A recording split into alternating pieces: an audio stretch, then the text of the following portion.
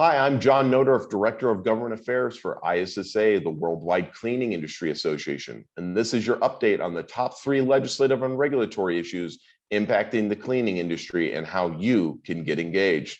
Topic 1, ISSA applauds Senate introduction of the ERTC Reinstatement Act. We joined a coalition of more than 70 organizations representing trade associations, charitable nonprofits, and others to praise the introduction of the bipartisan Employee Tax Retention Tax Credit Reinstatement Act.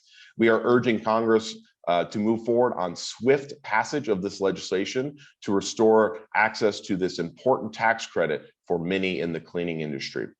Topic 2, early bird registration for the 2022 ISSA Clean Advocacy Summit ends February 28th. So I invite each of you to register today for the ISSA Clean Advocacy Summit taking place March 30th and 31st in Washington, D.C.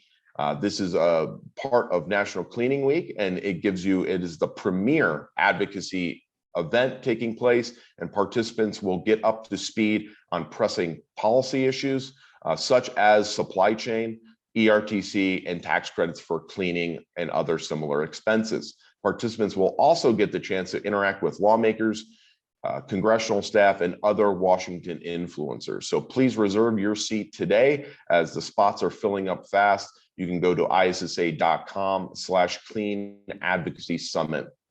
Topic 3, the PPE Fraud Coalition and ISSA asked Congress to address PPE fraud.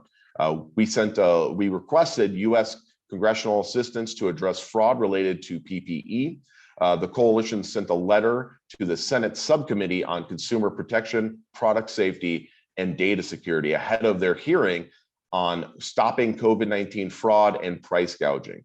We will continue to bring attention to this important issue on behalf of our members.